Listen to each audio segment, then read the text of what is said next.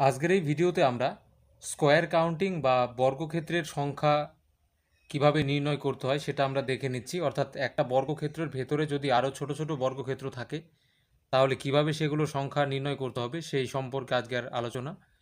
তো আজকে আমরা দুটো টাইপের অঙ্ক করব। এরপরে এই স্কোয়ার কাউন্টিং থেকে আরও ভিডিও আসবে, সেগুলো দেখে নিও। এছাড়া এর আগে ত্রিভুজ কাউন্টিং বা ট্রায়াঙ্গেল কাউন্টিংয়ের ওপরে 6টা ভিডিও আপলোড হয়ে গেছে, সেটা চ্যানেলের প্লেলিস্টে পাবে, কিংবা এই ভিডিও ডেসক্রিপশানে দেওয়া থাকবে, সেখান থেকে দেখে নিও। তো প্রথমে এই বিষয়টা একটু ভালো করে দেখে নিই। তো এই চিত্রের এটা স্পষ্ট করেই দেখা যাচ্ছে যে এখান থেকে এতটুকু একটা বর্গক্ষেত্র হবে, তারপর এখান থেকে এইটুকু একটা বর্গক্ষেত্র হচ্ছে, এটা 3 নম্বর, আর এটা হচ্ছে 4 নম্বর। এবং সব থেকে বাইরে যেটা রয়েছে অর্থাৎ এখান থেকে এই পর্যন্ত যেটা, সেটা একটা, অর্থাৎ এখানে টোটাল 5টি বর্গক্ষেত্র রয়েছে। তো একটা জিনিস মনে রাখবে যে কোনো বর্গক্ষেত্রের ভেতরে যদি এরকম প্লাস দেওয়া থাকে তাহলে সেখানে টোটাল বর্গক্ষেত্র থাকবে 5টি, এটা একটু খেয়াল রাখবে। কিন্তু এবার যদি আমরা পরীক্ষার কথা বলি তাহলে সেক্ষেত্রে এইসব ছোটোখাটো বিষয়টা আসবে না, এরকম আসতে পারে বা এর থেকে আরও বড় কিছু আসতে পারে। তো এখানে কতগুলো বর্গক্ষেত্র আছে সেটা যদি আমরা গুণে বের করতে যাই সেটা অনেক সময়ের ব্যাপার এবং সেটা ভুল হতে পারে। তো আমরা সংক্ষেপে ট্রিকের মাধ্যমে কিভাবে করব, তো এইরকম যদি কোনো শেপ দেওয়া থাকে আমরা প্রথমে কি করব, সেটাকে নাম্বারিং করে নিচ্ছি। অর্থাৎ এখান থেকে শুরু করো 1 2 3 4 এরকম। আবার এখানে 1 আছে, তো নিচের দিকেও একইভাবে লিখতে থাকবো। তো এখানে 1, তো এটা হবে 2, এটা হচ্ছে 3 হলো। এবার আমরা কি করব, এখানে যেখানে শেষ হলো সেটা এবং এখানে যেটা শেষ হয়েছিল এই দুটোকে আমরা গুণ করব, অর্থাৎ আমাদের 3 ইন্টু 4। এবার ছবিতে আর কিছু দেখার দরকার নেই, আমরা এবার এখানে কি করব, 3 ইন্টু 4 হলো। এবার এই 3 থেকে এক কম আমরা এখানে লিখব, অর্থাৎ 2, তার সাথে গুণ কি করব, এই 4-এর থেকে এক কম লিখব 3, একইভাবে চলতে থাকবে। তো 2-এর থেকে এক কম লিখতে হবে, হবে 1 ইন্টু 3 থেকে এক কম, সেটা হচ্ছে 2। তো একটা জিনিস ভালো করে দেখবে, লাস্টের দিকে যদি কোথাও এক চলে আসে, অর্থাৎ লাস্টের যে লাইন বেরোবে, অর্থাৎ এখানে কিংবা এখানে যদি এক চলে আসে তাহলে আর কিচ্ছু করার দরকার নেই, এখানেই থেমে যেতে হবে। এবং এবার এটাকে গুণের যে রেজাল্ট হয় সেটা বসিয়ে যোগ করে দিতে হবে। 3 আর 4 গুণ করলে হবে 12, 2 আর 3 গুণ করলে হবে 6, আর 2 আর 1 গুণ করলে হবে 2। এবার কি করতে হবে, এটুকে জাস্ট আমাদের যোগ করতে হবে। তো 6 আর 2 হচ্ছে 8, 8 আর 12-তে 20। এটাই হচ্ছে আমাদের উত্তর। অর্থাৎ এই যে চিত্রটা, এখানে মোট 20টি বর্গক্ষেত্র বা স্কোয়ার রয়েছে। ভালো করে একটু দেখে নাও, আশা করছি বুঝতে পারবে। এবং এই টাইপেরই আরও কিছু উদাহরণ দেখে নিচ্ছি, ভালো করে দেখো। এবারে আমরা একই টাইপের আরেকটি অঙ্ক দেখে নিচ্ছি। তো এই হচ্ছে চিত্র, প্রথমে আমরা এতে নাম্বারিং করে নিচ্ছি, তারপর আমরা অঙ্কটা করছি। তো এখান থেকে শুরু করছি 1 2 3 4 5, এবং এখানে 1, তার নিচেটা হবে 2 3 4। অর্থাৎ আমাদের যেখানে শেষ হচ্ছে সেই দুই জায়গাতে যে সংখ্যাটা রয়েছে সেটাকে আমাদের কি করতে হবে, গুণ করে দিতে হবে। অর্থাৎ আমাদের হচ্ছে কি 4 ইন্টু 5 বা 5 ইন্টু 4 আমরা লিখতে পারি। তো 5 ইন্টু 4 আমরা লিখে নিলাম। এবার আমাদের ছবিটা দেখার দরকার নেই, আমরা জাস্ট কী করব, এই 5 থেকে এক কম লিখব 4, তার সাথে আমরা গুণ কত করব, এই 4-এর থেকে এক কম লিখব 3। এরপর কি করব, এই 4-এর থেকে এক কম এখানে লিখব 3, আবার এখানে 3 থেকে এক কম লিখব 2, তারপরে এই 3 থেকে এক কম এখানে লিখব 2, তার সাথে আমরা গুণ করব 2 থেকে এক কম 1। তো আমরা কি বলেছিলাম, এই জায়গাতে বা এই জায়গাতে যে কোনো জায়গায় যখনই একটা 1 চলে আসবে সেখানে আমাদের থেমে যেতে হবে। তো এখানে 1 চলে আসলো, এখানে আমরা থেমে যাব। এবার আমরা গুণ করে দেব। তো 5 আর 4 গুণ করলে হবে 20, 4 আর 3 গুণ করলে হবে 12, 3 আর 2 গুণ করলে হবে 6, 2 আর 1 গুণ করলে হবে 2।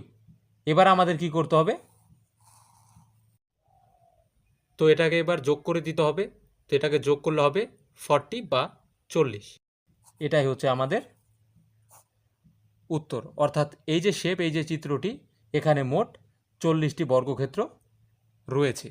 ভালো করে একটু দেখে নাও, আশা করছি বুঝতে পারবে।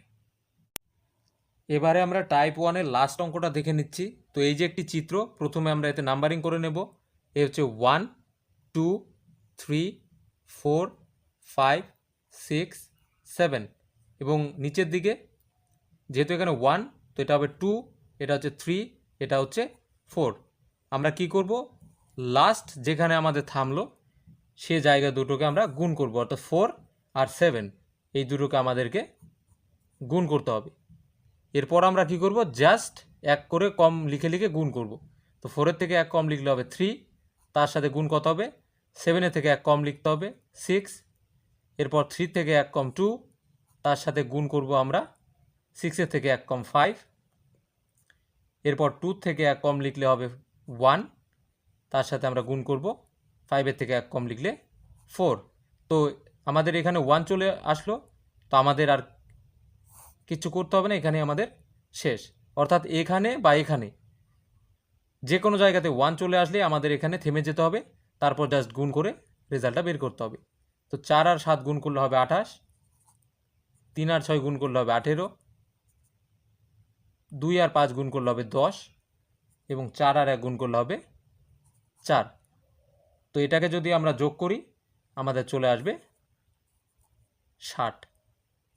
এটাই হচ্ছে আমাদের উত্তর। অর্থাৎ এখানে মোট যে বর্গক্ষেত্রের সংখ্যা সেটা হচ্ছে 60 বা 60। তো এই হচ্ছে টাইপ 1-এর কিছু অঙ্ক, ভালো করে দেখে নাও। এবার আমরা টাইপ 2-তে অঙ্কগুলো দেখে নিচ্ছি।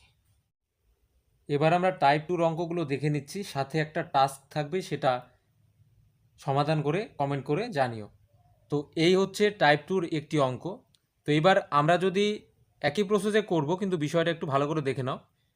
তো এবার আমরা যদি এটাকে নাম্বারিং করি 1, 2, 3, এবার যদি নিচের দিকে করা হয় সেটা এখানে 1 আছে, তো এটা হবে 2, এটা হচ্ছে 3। তো ভালো করে দেখে নাও, এখানে লাস্ট যেটা বেরোলো এবং এখানে যেটা লাস্ট বেরোলো দুটো কিন্তু একই সংখ্যা। তো একটু আগে আমরা যে অঙ্কগুলো করলাম সেখানে এখানে যে সংখ্যাটা বেরোচ্ছিল এবং এখানে যে সংখ্যা বেরোচ্ছিল দুটো আলাদা হচ্ছিল। তো আমরা যে প্রসেসে করলাম এটাকে ঠিক সেই প্রসেসেও করা যায়, কিন্তু তার থেকে সব থেকে ভালো যেটা প্রসেস সেটা হচ্ছে কি 1, 2, 3, এবার এদিকে 1, 2, 3 অর্থাৎ একই সংখ্যা রয়েছে। তো আমরা জাস্ট কি করব, যে কোনো একদিকের সংখ্যাগুলোকে নিয়ে ওটার বর্গ করে দিলে আমাদের উত্তরটা চলে আসবে। যেমন 1, 2, 3, তো 1-এর যদি আমরা বর্গ করি সেটা কত হবে 1, যদি 2 এর বর্গ করি সেটা হবে 4, 3 এর যদি বর্গ করি সেটা কত হবে 9। এবার এটুকে যোগ করে দিলেই উত্তরটা চলে আসবে, উত্তর হবে 14। এটাই হচ্ছে উত্তর। অর্থাৎ এখানে টোটাল যে বর্গক্ষেত্রের সংখ্যা সেটা হবে 14টি। তো এটাকে আমরা আগের যে পদ্ধতিতে দেখলাম সেভাবেও করতে পারি। যেমন আমাদের কি পদ্ধতি ছিল, লাস্টেটার সাথে এদিকে লাস্টেটাকে আমরা গুণ করতাম। তো এখানে কত হচ্ছে 3 ইন্টু 3, তো আমরা এভাবে করতে পারি 3 ইন্টু 3। এবার আমাদের কি করতে হবে, এক করে কমিয়ে গুণ করতে হবে, অর্থাৎ 3-এর থেকে এক কম দিলে হবে 2, তার সাথে গুণ করতে হবে কত, এক কম দিলে 2। এবার 2-এর থেকে এক কম সেটা হচ্ছে 1, তার সাথে গুণ করতে হবে কত, 2-এর থেকে এক কম 1। এবার এটাকে কি করতে হবে, যদি কোনো জায়গায় 1 চলে আসে সেই পর্যন্তই শেষ। এবার এটাকে যদি সমাধান করা হয় 3 আর 3 গুণ করলে হবে 9, 2 আর 2 গুণ করলে হবে 4, 1 আর 1 গুণ করলে হবে 1। তো এটাকে এবার যোগ করতে হবে। তো 9 আর 4-এ 13 আর 1-এ 14। এটাই হচ্ছে উত্তর। অর্থাৎ আগের প্রসেসেও করা যেতে পারে, এভাবেও করা যেতে পারে। তো এটার থেকে এটা করলে আরও ইজিলি তাড়াতাড়ি হবে। জাস্ট দেখতে হবে কি, যদি ওপর থেকে নিচের দিকে এবং পাশাপাশি যদি একই বর্গক্ষেত্রের ঘর থাকে ছোটোগুলো, তাহলে কি করতে হবে, জাস্ট যে কোনো একটা দিকের সংখ্যাগুলোকে স্কোয়ার করে লিখে সেটাকে যোগ করতে হবে, উত্তরটা চলে আসবে। এবার একই টাইপের আরেকটি অঙ্ক দেখে নিচ্ছি, ভালো করে দেখো। তো এবার এই যে হচ্ছে একটি অঙ্ক, তো এটাকে যদি আমরা নাম্বারিং করে নিই 1 2 3 4, এবার নিচের দিকে এটা 1, তাহলে এটা 2, এটা 3, এটা 4। তো ভালো করে দেখে নাও, এখানে লাস্ট কত বেরোলো 4, এখানেও কত 4। তো এইরকম যদি হয়, অর্থাৎ পাশাপাশি যে নাম্বারগুলো হবে এবং ওপর থেকে নিচের দিকে যদি একই নাম্বারে গিয়ে শেষ হয়, তাহলেই কিন্তু সেই বর্গের যে ফর্মুলাটা আমরা দেখলাম সেভাবে কাজে লাগবে। যদি এখানে 4, এখানে 5 কিংবা 6 বা 3 চলে আসতো, অর্থাৎ যেখানে লাস্ট হচ্ছে দুটো সংখ্যা যদি আলাদা থাকতো, তাহলে কিন্তু এই পদ্ধতিটা কাজে লাগবে না। এটা তখনই কাজে লাগবে যখন দুদিকে একই রকম থাকবে, অর্থাৎ ওপর থেকে নিচের দিকে বা পাশাপাশি একই ঘর থাকবে, তখনই এই সূত্রটা কাজে লাগবে। তো আমরা কি করব, আমরা জাস্ট 1 2 3 4 1 2 3 4 একই সংখ্যায় আছে, যে কোনো একদিকের সংখ্যার আমরা বর্গ করে যোগ করব। তো 1 এর স্কোয়ার কত হবে 1, 2 স্কোয়ার কত 4, 3 স্কোয়ার কত 9, 4 স্কোয়ার কত 16। এটাকে যোগ করলেই উত্তরটা চলে আসবে। তো 16 আর 9 হবে 25, আর 4 29, আর 1 30। এটাই হচ্ছে উত্তর। তো এই ধরনের অঙ্কগুলোকে আমরা টাইপ 1-এ যেভাবে দেখলাম সেভাবেও করা যেতে পারে, কিন্তু এটা করাই বেটার, খুব তাড়াতাড়ি হয়ে যাবে। তো এবার এই টাইপেরই একটি অঙ্ক টাস্কে থাকবে, সেটা অবশ্যই সমাধান করে কমেন্ট করে জানিও। তো এবারে যে টাস্ক থাকবে সেটা হচ্ছে এই যে চিত্রটি, এখানে মোট কতগুলো বর্গক্ষেত্র রয়েছে সেটা কাউন্ট করে সেটা অবশ্যই কমেন্ট করে জানিও। তো ভালো